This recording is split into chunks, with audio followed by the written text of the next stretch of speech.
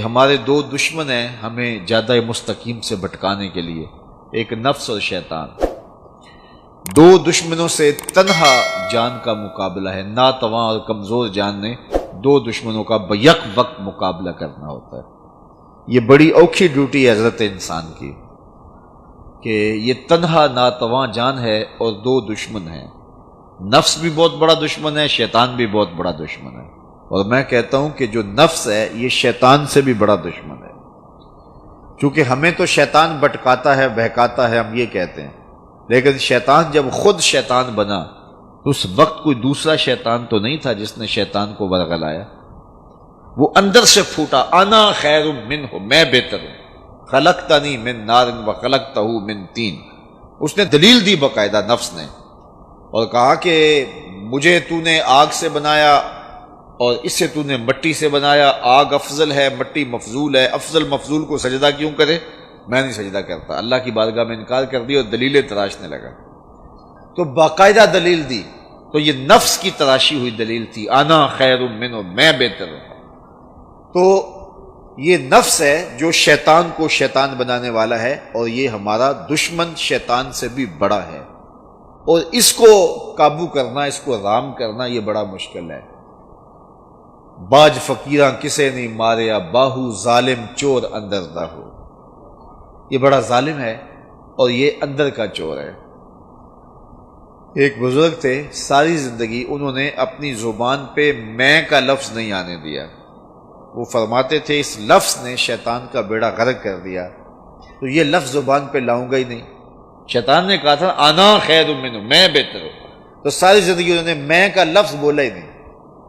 کوئی جب اس مفہوم کو ادا کرنا ہوتا تو کوئی اور لفظ سے تعبیر کر لیتے، میں کا لفظ کبھی ان کی زبان پہ آیا ہی نہیں۔ اچھا، لوگ بھی بڑے عجیب ہوتے ہیں، ایک بندے نے سنا تو تعریف کرنے کی بجائے کہا لو کیوں نہیں ان کی زبان پہ یہ لفظ آتا، میں جاتا ہوں ان کی زبان پہ یہ لفظ آئے ہی آئے۔ چلا گیا، حضرت بیٹھے تھے، کہا حضرت ایک مسئلہ پوچھنے آیا ہوں۔ کہا پوچھئے۔ کہا شیطان کو کس چیز نے برباد کیا؟ حضرت اب تو کہیں گے کہ میں نے، تو کہوں گا حضرت آ گیا نا زبان پہ لفظ، لیکن وہ بھی بصیرت والے تھے، اس کی نیت کی کھوٹ کو سمجھ گئے۔ اتقوا فراست المومن فإنہ ینظر بنور اللہ، مومن کی فراست قلبیہ سے ڈرو، وہ اللہ کے دیے ہوئے نور سے دیکھتا ہے۔ تو کہا کہ حضرت یہ مسئلہ پوچھنے آیا ہوں، شیطان کو کس چیز نے برباد کیا؟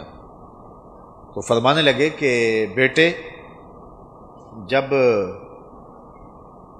نماز ہو جائے گی تو اس پہ بات ہوگی، اب جماعت کھڑی ہونے والی ہے۔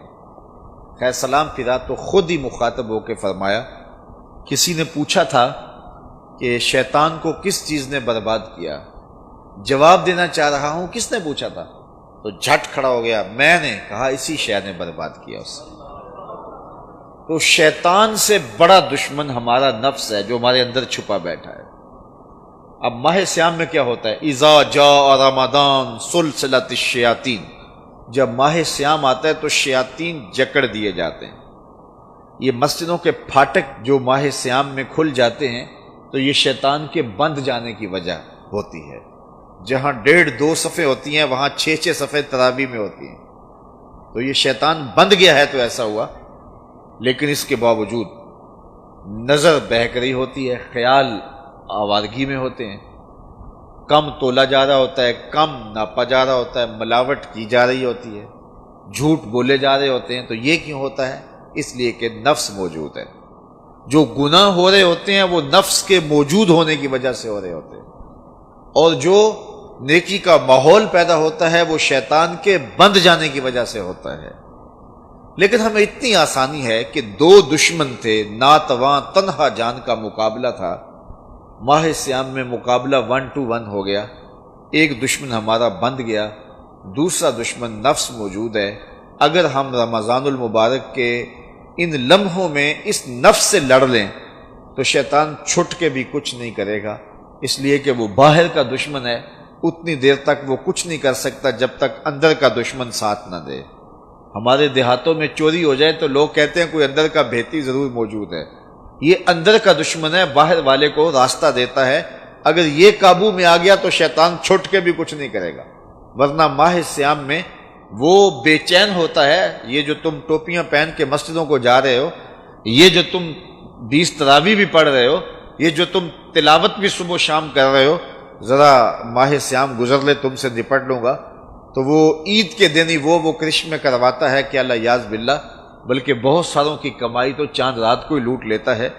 تو شیطان چھٹ کے ہمارا بیڑا غرق کرتا ہے اگر ہمارا نفس تہذیب نہیں پایا ہوتا.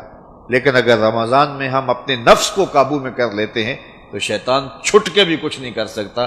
اب نفس قابو میں کیسے کریں گے؟ حضرت فرید الدین عطار علیہ رحمہ فرماتے ہیں، نفس نتواں کشت الا باس چیز، بات گوئم یادگیرش اے عزیز. نفس نہیں مرتا مگر 3 اسلحے اگر تیرے پاس ہوں تو نفس ٹھہر نہیں سکتا. وہ 3 اسلحے کون سے ہیں؟ خنجر خاموشی و شمشیر جو، نیزائے تنہائی و ترک ہجو. بھوک کی تلوار، خاموشی کا خنجر اور تنہائی کا نیزہ، یہ تینوں چیزیں ماہ سیام میں میسر آ جاتی ہیں، اور نفس کشی کا یہ مؤثر ترین علاج ہے.